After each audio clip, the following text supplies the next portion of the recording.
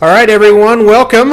Welcome to another edition of the Huddle. I do believe I've got some good stuff for you today, so I hope that actually turns out to be true. Kind of never know with these things. You never know how it's going to turn out. But I do feel like we got some good subject matter to talk about today. Mostly what I'm going to talk about is forms. We're going to review some forms and make sure we're squared away with some stuff we haven't talked about in a while. So we will do that. I want to start with one thing I don't want to do is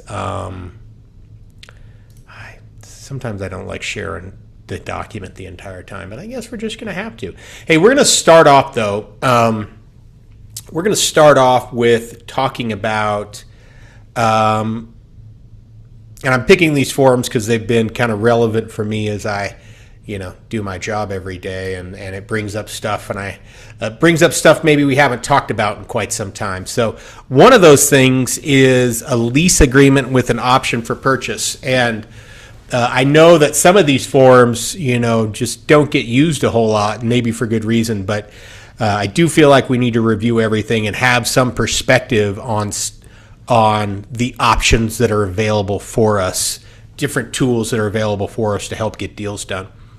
Because you never know, you never know when something may come in handy, and if you remember, maybe some of these conversations will help you get transactions further down the road and help you get stuff done. So I'm going to go ahead and share, and one of those forms is the lease agreement with the option for purchase. And I know that some people are like, "Oh, that never works," or "I never use it." That may be true, but they're definitely available for us, and if you do this long enough, you're going to run into a scenario in which maybe you should try it. Maybe you should use it. Okay, so let's start out with the name. And I know I feel like sometimes people get this a little squirrely with this document because there's language in here that talks about the ability to purchase. But what is the name of this document? The name is obviously lease agreement with an option for purchase. So what are we doing? We're signing a lease agreement. We're creating tenancy. We are making our clients landlords. That's what we're doing. That's the primary purpose of this document. So don't forget it, because there's really kind of a couple sections here. So, and one of the reasons that people do get a little sideways with this is because it starts out with language that is very familiar to us, offer reference date. But then it goes right in and refers to not a buyer, but a tenant offers to lease with an option to purchase from, and then it describes our clients in this scenario, because we represent the seller here just because, as the landlord. So we're not talking about buyers and sellers. We're talking about tenants and landlords. The property described below and agrees to deliver option money to tenant's brokerage with this offer or no later than 4 days after the acceptance, and that it has a place for option money in the amount of X shall be delivered. Because that's all very familiar to us. So that I just saw we got the clear to close. Oh, gotcha. And here we jump into paragraph 1, offer to lease with an option to purchase. And then, of course, we put in the necessary stuff. It has things in there for included items, also very familiar to us, included, excluded, water services. Here we have landlord's disclosures. So because we are setting up a situation where at the end of a successful termination of this document is either the lease expires or they purchase it. So if they're going to purchase it, well, we need seller's disclosures. But it's not a seller, it's a landlord. So landlord's disclosures, no later than the landlord disclosure deadline referenced in section 24A, landlord shall provide to tenant the following documents, which are collectively referred to as landlord's disclosure: a seller property condition disclosure form, completed, signed, and dated, a commitment for title insurance, referenced in section 9 below, copy of any CC&Rs, HOA, recent minutes, budgets, financial statements, evidence of any water rights and or water shares, written notice of any claims or conditions known to landlord relating to environmental problems and zoning violations. So this is all very familiar to us, right? Tenant's right to due diligence.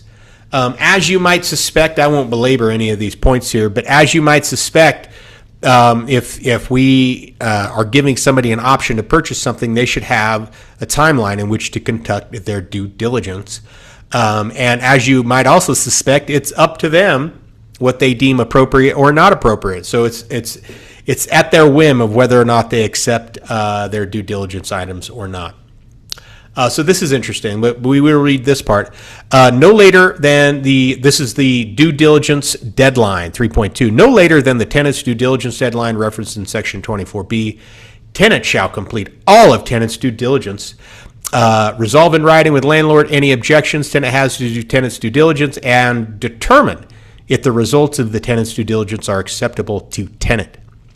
If tenant in tenant's sole discretion determines that the results of tenant's due diligence are unacceptable, tenant may, no later than the tenant's due diligence deadline, cancel this contract by providing written notice to landlord, whereupon the option money shall be released to tenant without the further written authorization from the landlord. If tenant fails to cancel this contract as provided in section 3.2, then the results of the tenant's due diligence shall be deemed reviewed and approved by tenant. The condition of the lease referenced in section 3.1 shall be deemed waived. Okay, so there it is. Now, so there's something that isn't totally revealed here, but maybe it will be revealed to us. Lease terms, section 4.0. Hold on. There's a point I want to make here, and I want to make sure I didn't skip my point. One second. No, haven't skipped it yet. Lease terms. So it feels like we're kind of, even though it's paragraph 4, now we're talking about lease terms. And of course, it's going to identify the lease start date and the end date, or the closing of the purchase of the property by tenant, whichever occurs first, the lease term. And then you have an occupancy date and a lease payment date. So here's a quick question for everybody, and thank goodness Kevin Larson's here because we need some experts here. Are we signing, like I said before, we're signing a lease agreement, right? But in this lease agreement, is it saying that our tenant gets to conduct due diligence, and if they don't like their due diligence, they can cancel their lease agreement? What say you? Unmute yourself or throw it in the comments. What say you? Does the tenant just get to cancel this because they don't like their due diligence? Or did they sign a lease agreement which has a start and an end date, and if they so choose, they can buy it? But whether or not they buy it is irrelevant to the start and stop date of this lease agreement. What say you? Hold on, too many people talking. One at a time, please. What say you, Kevin? They can cancel as long as they do it prior to their due diligence deadline. But if they don't, they're obligated to that lease for the term of the lease. And any deposits or things like that for them breaking that lease would go to the landlord as well. So, yeah, they only have the option to cancel based off the due diligence prior to their due diligence deadline. Otherwise, they're moving forward and they're accepting the property in the condition that it is. That's why they need to check it out up front before this lease begins.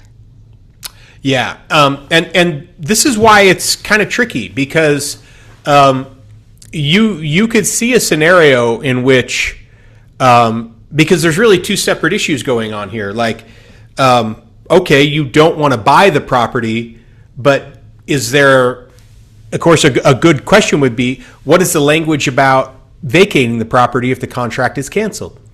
Yeah.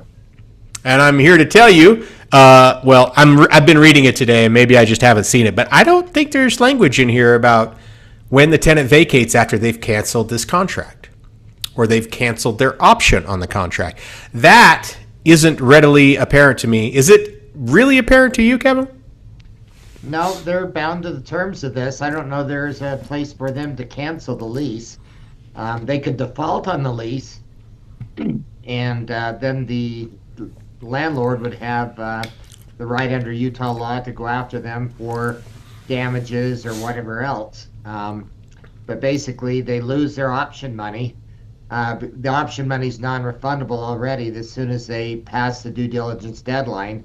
It's not earnest money. That's the point to make, is that they're buying the right to purchase that property at a later date with that option money.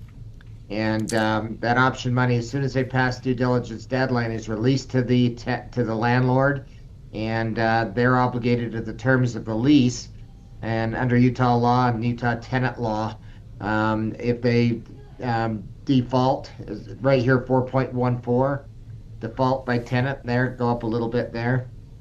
They're basically, if they default, the tenant fails to make the rent payment, they don't reimburse the landlord for damages, repairs, plumbing, all these types of things here. Tenant's guests, on and on. Or if the tenant is absent for one day while rent is due and tenant's possessions are removed from the property, they're treated just like any other tenant. And then the landlord has all these remedies here for the tenant's default, just spelled out right here. And these are in accordance with Utah law. Yeah, that's my interpretation of it as well. Because, you know, some of the language, I think they can clean up some of this stuff because it does have really clear language about option to purchase and what the purchase option money actually represents. Because as you read here, in reference to the option money, landlord and tenant agree as follows. Except as provided in section 3.2 and 4.1 above, the option money is non-refundable. And those exceptions have to do with loss, right? If there's some significant damage to the property, or if they cancel during their due diligence deadline. But otherwise, this is non-refundable earnest option money. I said earnest money, option money. And the option money represents consideration for the option, and it does not constitute penalty or liquidated damages, which is a distinct difference from earnest money. Yep. So we can't view it as some security to our damages, even though we may want to do that. And then I'm jumping ahead here a little bit, but I want to get the overall view of this and not necessarily line by line. There is a space here that you can put a portion of each rent payment can be contributed to towards their closing cost, or the purchase price. Thank you. So there's that option. And that's actually a really good idea to keep them fully invested. Yes, it's nice to have the income coming in for the landlord, but he really wants to sell the property at the end of it. He wants the tenant to exercise the option and actually close on it at the end of the lease. And if they've got their option money that they're going to lose if they don't go forward with the purchase, and they have built up, say it's a 2-year lease back and they put $500 a month towards it, there's a significant amount of money that they would be walking away from if they don't exercise the option and purchase. So you kind of build a guarantee that they're going to exercise that option at the end of this. Yeah, and I think that's a really good point about how to use this document and why to use it, because there's if the landlord isn't really significantly motivated to sell, there's really no use in giving somebody this document. They should just create a lease agreement. But there's got to be some significant motivation for a landlord to sell, and that's why those things are baked in to give added incentive for somebody.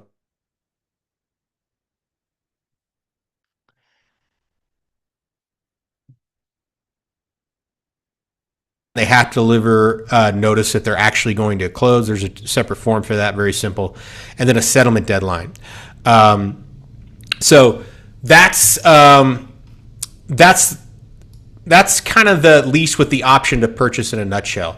Remember, there's two separate things going on here. We're signing a lease agreement, and what they're actually canceling is their option to purchase so they can get their option money back. But that doesn't relieve them of their obligations under the lease terms. Right. Hey, Mike, an interesting thing at the end there, some buyers are waiting for money to come in so they can actually purchase. They're waiting for something to come off their credit report so they can actually, qualify. a number of different things, or waiting for their tax returns from their business to come through or something like that so they can qualify. Um, a lot of people actually use this document, but they'll also give notice of intent to purchase at the same time. So it basically becomes a lease purchase with no option, but the option money is still transferred right up front. So that's a way to actually use this document as well, is just if the buyer really is intent on purchasing, they just can't for 12 months or 6 months or whenever till they're able to purchase, after they've spoken to their lender or whatever, or they're waiting for their company to sell, they will actually indicate that they're willing, their intent is to exercise the option and do that right up front. Yeah, actually, now that you say it, that's a great use of this document, because we've all been in the situation where, if you've been in this business long enough, there's somebody that says, "Hey," just like Kevin says, I'm ready. I want to buy this property. I'm not ready to get the loan. I just need 3 to 4 months, or my taxes haven't been filed, or this or that, and they got to go through some paperwork. But they want to secure some interest in this property. They want to have control of it in some way, shape, or form. And that's all fine and dandy, but we want, if we want to hold their feet to the fire and make it meaningful, we can do exactly as Kevin says. We can ask for option money, we can deliver notice of intent, and we can really scale down their due diligence period for 5 to 7 days, which we all know you can get an inspection done in that time and review seller's disclosures. So really good way to make people commit. And then the worst case scenario for your client is they get option money and they have a tenant that's paying rent. Okay. Yep. So the other question always comes up, well, how much option money is sufficient? When do the real estate agents get paid for our listing agreements? Good question. Well, actually, now that you ask me, I don't know if you would get paid on the option money, because we can get paid with new entities are formed, transfer of title, closing. Do we get paid on option, Kevin? I don't actually know the answer to that question. It says in our listing agreement when the property is sold or they enter into a lease for purchase. So the commissions are actually due when this is signed and agreed to. So the option money should be enough to pay the realtors as well, so that you're paid up front. So determine how much option money to put down, enough to cover real estate commissions and enough to actually incentivize the seller to take the option. So it's a significant amount. Yeah, I would totally agree with that. Probably at least 10%, I would guess. So, there's 6% going to commissions, most likely, and then an additional 4% going to the seller, and perhaps even more than that in some cases. So, yeah, it shouldn't be. I definitely think it should be a greater amount than what people would traditionally consider an appropriate amount for earnest money, because we're actually buying something here. Right. We're buying something, and earnest money is a representation of potential damages mostly, and this is we're buying interest in a property. So when you purchase an option, you're buying the right to purchase that property at that price that's agreed to here on a future date. So you're probably not going to pay more for it than it's worth right now, but say just like in our area, about a 6% annual appreciation, they're going to be able to buy this, and maybe after a 2-year lease for today's prices 2 years from now. And so it should reflect the fact that the seller is giving up that right to sell it at a higher price later on, and he's selling that right as an option to this buyer. Yeah, very good point. Very good point. Does anybody have any questions on this document? How to use it? Confused by any of it? What say you before we move on? One of the reasons, and I'll kind of share this story, one of the reasons we're talking about this is because I'm currently involved in some issues surrounding a similar situation. Well, somebody did use this document, and the other party have some very, not us, fortunately, the other party has some very confused perceptions about what this means and how to execute this document and why it's meaningful. And, so that's why we're talking about it today. I don't want to talk about it. I don't want to give any more details of that. All right. Anything? I just think this document is so much better than like a seller financing as well. It's cleaner, where you're not transferring title to a tenant or a person that's supposed to make payments. You have to go through foreclosure. They're a tenant, and if they don't perform under the terms of the lease, they're out. And the seller gets to keep the option money as opposed to having to go through a foreclosure at the seller financing. Yeah, that's why I'm glad you're here, because that's actually a wonderful point. I mean, I think there's a lot of scenarios where you would rather do this than do a seller finance deal in order to get people prepared to close. Because honestly, a lot of the times their reasons for not closing immediately are very similar, and that's why they want seller financing. And so, yeah, another great use of this document. All right, feels like we've exhausted that. Let's move on. Let's move on to buyer's due diligence checklist. I feel like at times this document can be just sort of part of the paper push, and it definitely should not be. This is a really important strategic document as we represent buyers. And if you would put in the chat, how many people are spending real time talking about this document to your clients? Is it part of your buyer presentation? Kind of give me some sense of how you're using it. Are people asking questions about it? Is this being pushed fairly hard? Sherry says, yep. And Realtor Debbie says it depends on the buyer. Yeah, I think there's plenty of people. Some of us work with some really experienced real estate people, and to them, they're just like, "Yeah, I know you got to have me sign documents. Here we go." But I think our average customer, our average single family home, or going to live in these properties, person, even investors, if they're not people who've been investing real estate for 20 years, we should have a real conversation about this. And the reason, the primary reason, unfortunately, is that we got to cover our butt in some way, shape, or form. And this is a really good way to do it. The second reason is very closely related, but it is second to me, is that they actually need to be doing these things. Because let's face it, when we talk about due diligence, the vast majority of our conversation is related to the review of seller's disclosures and our inspection. And that's pretty much it. And I think there's a lot more to be said about a due diligence time frame than just those two documents. So let's review them. We won't spend a ton of time, but you should be aware of these. Building code zoning compliance. Buyers advised to consult with local zoning officials to assure that buyers' intended use of the property, included but not limited to rental and business uses, construction of new improvements and/or the remodel of existing improvements, will comply with local zoning requirements and with any recorded restrictive covenants and conditions. Buyers should determine whether a certificate of occupancy has been issued for a property, and if such certificate is available for inspection.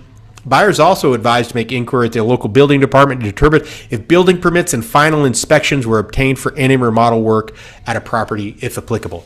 Buyer acknowledges that the company should not be relied on for any determination as to any past, present, or future building code or restriction violations. So, what are some scenarios in which we should be aware and instruct our buyers to go, you should go to the city and see if they pulled permits?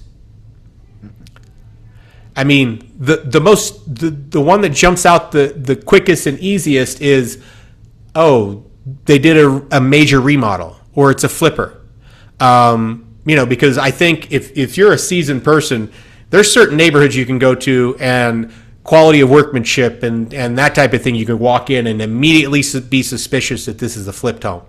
because you didn't do some research because you're just showing homes and you haven't jumped in that deep yet. But if that's the case, if you put something under contract, there can be nothing wrong with buying a flipped home. It can be perfectly fine. But, maybe there's some other types of due diligence stuff you should do. How would it make you feel to know that, you call the listing agent and go, hey, is this, are your people flipping this home? Did they buy it and remodel it and now they're selling it again? If the answer is yes, and then you went down to the city and discovered that they didn't pull any permits for any of the construction they did, maybe they rewired it, maybe they just did some much needed upgrades to this property and brought it up to modern standards, but they didn't pull a permit, how much confidence do you have in telling your clients to, go ahead and purchase this? Feels a little off. The great one is the seller just recently finished the basement on his own. And he just tapped into the heating and air conditioning vents from up above, down below, so they're not separate runs. And just double tapped all the breakers to get electrical down into the basement. So now the electrical's all way overloaded too. So lots of things can go wrong when sellers don't know code and don't know the proper building codes, and they end up really creating almost a fire hazard. Yep. So, be on the lookout. Because let's just say worst case scenario, our clients are so in love that they don't care that there's a building permit pulled. Like I could see that happening sometimes. It is a point of, it is a position you can take to negotiate something in their favor though. Yep. It is something that you can point out. And if you need something further in the contract, it's something that you can use for leverage. So definitely worth your time. Number 2 is a big one, rental of property. If buyer intends to use a property as a rental, buyer is advised to consult with local zoning officials and to review any applicable restrictive covenants to determine that rental of a property is a legal use and does not violate any restrictive covenants. Buyer is also advised to consult with local government authorities to determine whether a business or other license is required in order to use a property as a rental. Buyer acknowledges the company, blah, blah, blah. Okay, so rental of property. This is a really, really big one, especially with HOAs. Multiple times over my career as a broker, I've been presented with scenarios where, they called somebody at an HOA and they said, yeah. And then you can rent it. And then they buy it and close. And then they put a for lease sign up and the board comes back to them and said, you're violating our CC&Rs or whatnot. And because the person was mistaken. Or it even goes to, well, I've been renting this for 5 years. And so you're going to be fine too. And they don't do any homework. And then they go and then the city discovers something and says you can't rent a property. This stuff is very common. So make sure that they are going to the city. I mean, especially in my area, I'm sure in Salt Lake it's very similar, but Ogden, has all sorts of old stuff that is, permitted non-compliance and all sorts of different statuses for rental properties that could be out there. And you really need to do your homework on some of these. So, and especially short-term rentals. I think it was in the newspaper recently. Didn't Salt Lake is requiring licensure for short-term rentals now? Is that correct? Cracking down on them big time. And we know that's a big issue in almost every city now. Realtor Debbie says that's always a huge talking point here in Washington County, whether short-term or long-term. Yeah, in some markets, everybody's antennas are up looking for that because it's been a big issue for a long time. I will tell you anecdotally, I did rent a property online one time, kind of a short-term rental type situation in Los Angeles because we were going to go to where were we going? Oh, Universal Studios.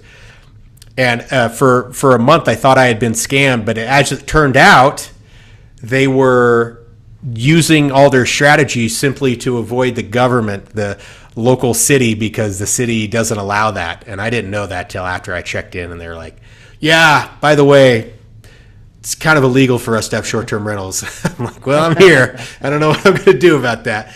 But, yeah, it's a big issue, and it's becoming a bigger issue.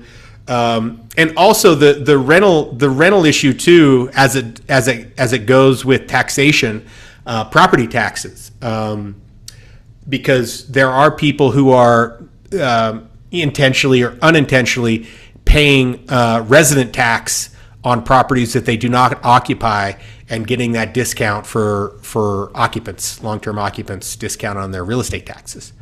And so when that property changes hands, it can often trigger something with the counties to retax it and reassess it and have them pay the non-owner occupant tax. So that's a big one. Number 3, hazardous waste and toxic substances. This is always kind of a big thing. The biggest one, we always talk about meth, one of our favorite subjects, methamphetamines. That's a big one, but quite frankly, radon gas should be on everybody's radar. We do have problems with that in Utah. And radon gas, you would rather have a radon gas problem than a meth problem. You'd rather not have both. You'd rather not have any. But if you can only choose one, radon gas. Just seems to be the easiest to mitigate, really. But toxic substances can be, we can have mold, we can have all those things. And we want to make sure that they're on the lookout for them. I mean, and more than once in my career, after closing, our clients come back to us and go, by the way, we did a remodel and took some drywall off the wall and it's covered in mold. And it's a horrible, horrible problem. And so make sure that we're advising them.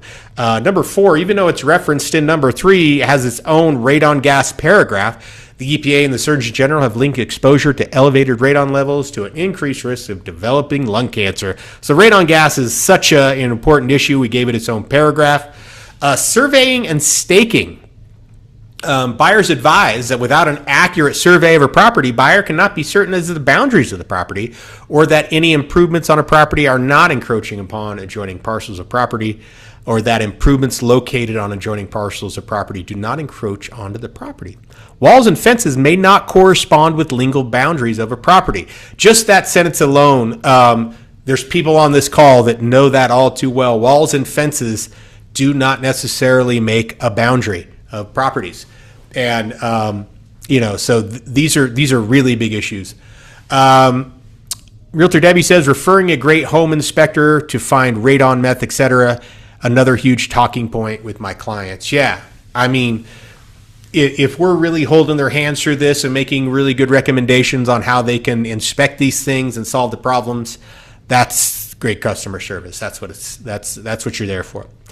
Home warranty plans. Buyer acknowledges that buyer has been advised by the company of the availability of home warranty plans, which provide limited warranties for certain home appliances and certain components. I think that one sort of takes care of itself in the Rep C. I don't think we have to belabor that. Flood zone and insurance. So paragraph 7 and 8 have become really big issues. Insurance in general. Buyers advise that certain properties, due to location, condition, and or claims history, may be uninsurable. This is becoming, there are more and more properties that are becoming uninsurable every day due to their proximity to wilderness areas or, high-risk fire areas. And I do know that, especially like in Florida and in California, there's major insurance providers just saying, hey, we don't even insure in these states anymore because it's too risky. Realtor Debbie says, any idea how often those flood maps are updated? I actually don't know the answer to that question, but there is a government website, and if I had done more research, I would have it ready to go. You can go and put in addresses to find out if they're in a flood zone. Every time we talk about flood zones, I will tell you that I bought an investment property for a very specific reason, a single-family home, years and years and years ago. And I went to get insurance, and it was like in the desert. And I went to get insurance for it, and they're like, you're in a flood zone. And I'm like, I guarantee you I'm not in a flood zone. Like, I would, if it rained 2 inches, I'd be amazed. But I'm like, I got to be wrong. There's no way that a federal flood zone map is wrong. Turns out it was wrong. And the city was very aware of it and had a prepared document to explain it to your insurance company. So I don't know how often they update it, but my guess is not that often. I would think that they, when things occur that, require, I would guess, the Army Corps of Engineers to get involved, that's when they update things. Probably a date on that map on the site. Yeah. So there's that. Yeah. So make sure that the insurance problem is absolutely done during due diligence, not, a week before closing, I need a new policy on this property. That's the problem, because a lot of people don't try to put the insurance binder on the house. They don't call their insurance company till a couple of days before closing, and then they find out this issue, but their due diligence date has already passed. So they'd lose their earnest money if they cancel based on that. So it has to be done during due diligence. Yep. And not to mention, even if it's uninsurable, this property may be very expensive to insure. It may be insurable, but it may cost significantly more than you're anticipating. So, checking for insurance and doing that right away during due diligence is really, really important. Jump into title issues and homeowners association. Buyers advise that title insurance companies offer a variety of title insurance policies that provide different levels of coverage. We're not going to go into that very deep, but basically saying the available title insurance coverage, the contents of the commitment for title on policy, and the contents of all the documents that are affected, the CC&R's HOA. And buyers advised to consult directly with the HOA regarding all HOA matters.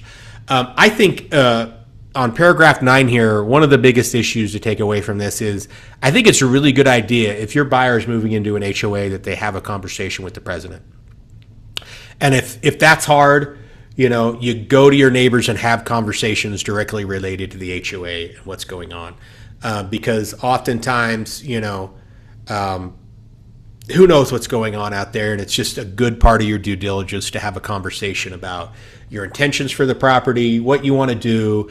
Is there any issues going on that you guys haven't discussed yet, or do you feel like everything's going great? Just to get a feel for how people are responding to their HOA. And title insurance, I think that sort of solves itself. We get those title policies early on and we review them, and paragraph 10, physical condition. I think we do, when we hire home inspectors, I think home inspectors do a really good job with physical condition inspection. But also remember, inspectors are limited. And, when they go in a basement and there's 25 years worth of stuff that no one's thrown away, they're not going to be able to get back there and see if there was a flood or damaged walls or problems, right? So they are limited. But for the most part, I hope we're recommending that we hire professional home inspectors. Karen says flood zone designation can also be determined. Oh, hold on. I need that bumped. Karen says flood zone determination can also start over one more time. Flood zone designation can also be determined on how many claims the surrounding neighbors have made for a flood caused by a water heater, water in basement, window well caused by unattended hose. Doesn't always have to be located by a body of water. We had this issue in Davis County years ago in a home located just below Highway 89, far from water. Really good point. Really good point. Other properties can cause flooding issues, and but that's also goes directly to insurability, right? If a property has had, a claim every year for the past 10 years, maybe they'll insure it, but and it may not even be your fault. That's one complaint about it. Insurers actually have a database called the Clue system. It's casualty and liability insurance, and they actually look for previous claims on a home. And it also pulls into their analysis the credit rating of the buyer and seller too, which may affect what they charge for insurance. Because seems to be those people take good care of their credit, also take good care of their homes. And so if they get a really poor rating on a home from the Clue system that the insurers use, it may result in a higher premium. But doesn't mean that, hey, the sellers are paying this much for their home insurance. Doesn't mean the buyer's going to be paying the same. They're all rated individually, and the house is rated. And their former homes they've owned and how many claims they've made are all into that calculus. Yeah. And I think everybody here is very aware of this, but I would encourage everybody, and it seems to me that this is anecdotal, by the way, this is my own personal experience. It seems to me, even and especially with home insurance, there is a massive gap in competition, meaning that I don't think that all the insurance providers are really aligned with each other and competing with each other necessarily. It's more, this is strictly my perspective, it's more of like, what can we get away with and how much can we charge? Because I've been shopping. Like, I've just decided that I have to shop almost every year. And the differences in the coverages are all the same, but the difference in the premiums can be astounding. So make sure if that happens, tell your clients, you better call 3 or 4 other people, because maybe that's not the truth. That's just an anecdote. That's all that is. Square footage, acreage. If the square footage or acreage of a property is of material concern to the buyer, buyer is advised to verify the square footage or acreage through any independent sources or means deemed appropriate by buyer. In the event the company provides any numerical statements regarding these items, they are approximations only. Buyer is advised not to rely on seller, the company, or the agents in determining these things. So surveys, and I think we're all really good at this. We don't make statements about how big something is. We reference where we got those numbers. We got them from the county. That's usually the best source, and usually the one we use. Utility services. Buyers advised to consult with appropriate professionals regarding the location of utility service lines and the availability and the cost of all utility services for a property, included but not limited to sewer, natural gas, electricity, telephone, and cable TV. Buyers advised that a property may not be connected to public water and or public sewer, and applicable fees may not have been paid. Septic tanks may need to be pumped. Leach fields may need to be inspected. And depending on your area, some of those things are much more important than others. Those can be big issues.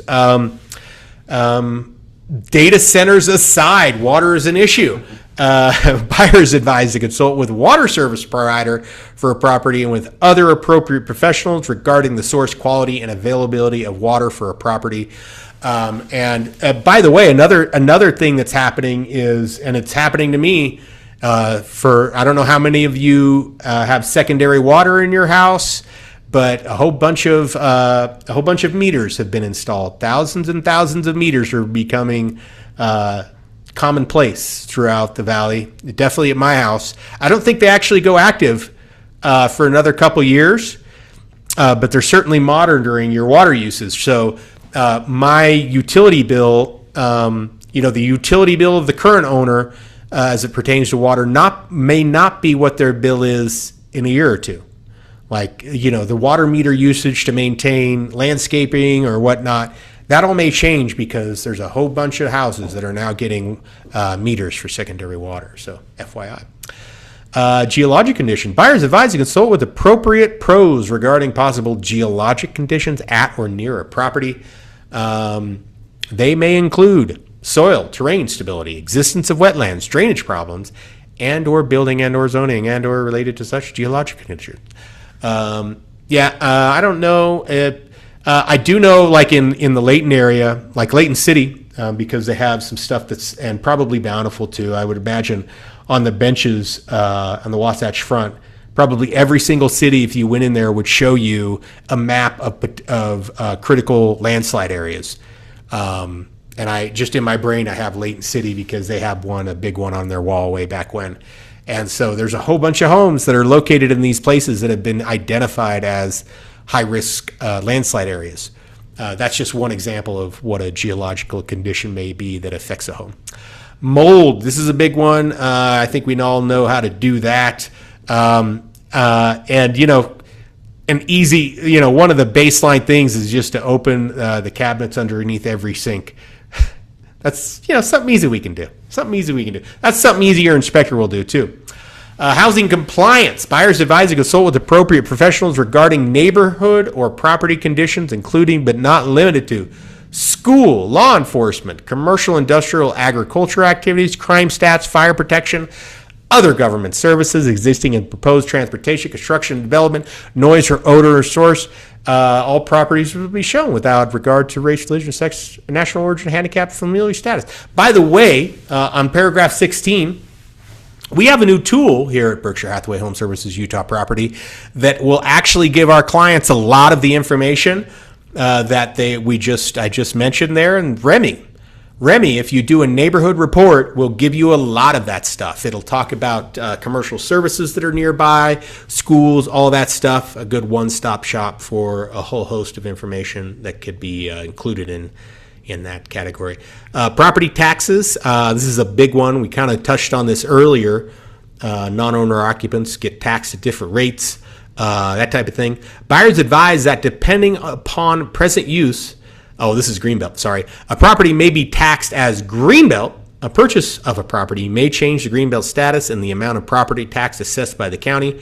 Such change in Greenbelt status may also result in liability for rollback taxes. So there you go. If you are selling a property in Greenbelt, I don't know that I've ever successfully sold a Greenbelt property. I've attempted many times, and I think the issue always was the Greenbelt. Always. Realtor Debbie says we have a separate property tax for secondary owners in Washington County. So something to make the new buyers aware of in the event that they need to have that reduced from secondary to primary residence. Yeah, that's kind of what I'm referring to in general. We did have a situation where this was a rented property, and they had presented a financial situation which was based on primary residence taxation. And it had been a rental property for multiple years. So they were getting away with primary residence taxation. And we didn't find out till we closed that when we wanted to rent it, now the property taxes were double. Not a good time. Public infrastructure, PID. This is becoming more popular in Utah. I can't think of anything off the top of my head. I think it may be becoming more popular and more controversial. I feel like I've seen a headline where people are trying to limit the use of the PID. But these are special taxation districts where some entity, may or may not be a government entity, is making improvements, and they have a special tax overlay to that to help pay for those improvements. So I don't know. Does that appear on a title search? I think it does. PID would appear on a title search because if you're being taxed for your it would. Number 19, income tax and legal consequences. By the way, you can get taxed. The feds are going to come for your equity if it's too much. If you have too much equity and you don't own too long, they will tax some of that, even if you've lived in there for 20 years. Make sure they're doing that. FERPTA, that applies. When that does apply, make sure you're contacting professionals to help you navigate that. That's all I got to say about that. Does anybody have any questions on the buyer's due diligence checklist before we move on at 1:51? Let's see. Mike, I'll just make one comment there. Mm-hmm. We had a fairly new agent in the office working with the buyer, and the buyer called the agent and said, "So when are you going to get started on all this due diligence? That's what I hired you for." Ooh. It's the buyer's due diligence, not the buyer's agent's due diligence. Your responsibility is to inform them of the things, direct them to the sources to find things, but it's not your job to go do it. In fact, you're putting yourself at legal risk if you do. They need to hire professionals of their choice and determine whether the property's fit for their needs, and if the property is to their liking. It's not up to the buyer to conduct, or the buyer's agent to conduct all the due diligence. Yeah, thank you, Kevin, for that reminder, because that's a really important distinction, and you can easily fall into the trap of conducting due diligence. We can provide all the resources we want. We can do tons of research to figure out who can do the inspection or solve their problem, and then refer that person to them, and that's about all we can do. That's about all we can do in that regard. Okay, it is 1:53. I've got a few other documents here. Scott says, sorry, I have some put the peas in honey. I'll get on that. I don't have access to that, but I know how to get access to that and get those uploaded, Scott. I'll get those uploaded for you. I'll make a phone call right after we're done. I'm not naming names, Scott. I'm not naming names. Hey, the one thing I do want to talk about, because this is, I think we talk about this all the time, but I'm going to keep talking about it because it's a serious, serious problem, and it's wire fraud. But this is closely related to kind of any fraud that we're talking about during transactions. And I even think we've had a scare that I think I talked about on Huddle a few weeks ago, but it's still an issue. Make sure you're getting this document signed and having a real conversation every single time, because they're getting smarter and more sophisticated. The criminals are getting smarter and more sophisticated and have better tools than they've ever had. And so I don't care how clever you are, how smart you think you are, they can and will fool you if you're not paying attention. So just making sure that your clients are being careful, you're being careful, and that we're getting this document signed. I heard of a really bad one today. Yeah, we've had some close calls, quite frankly.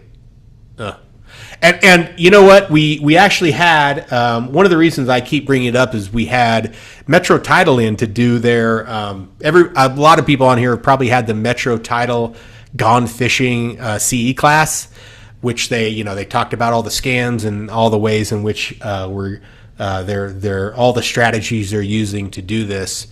And one of the stats that they talked about, the instructor talked about, was that the number of online kind of similar wire fraud, not just wire fraud, but all types of scams that are similar to this, where it's an unknown person stealing money and whatnot.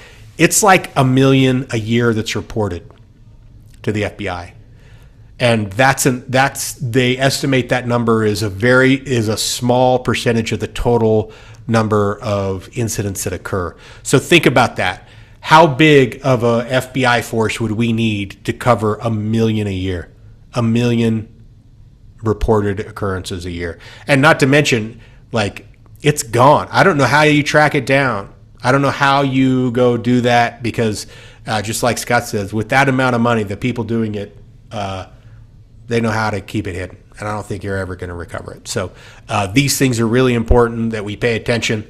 And the last thing I will tell you is that they will hack into your email and watch it for a long time and strike at just the right moment. And the wire fraud could come from inside the house, right? The call's coming from inside the house, and it'll come directly from you or the lender or the title person, unintentionally with the wrong instructions. So make sure your clients are making phone calls, and that's a really important part of the transaction. So 156, that's all I got, y'all. Does anybody have any stories or questions that they want to share and get answered? Now's the time. Now's the time before we sign off. All right, y'all. We're gonna call it a day. Thanks so much for coming to Huddle, and I hope you got something valuable out of this. And 8 o'clock tonight, men's team. Show them your support. And Thanks, go USA. Go USA. All right, have a good one, y'all. See ya.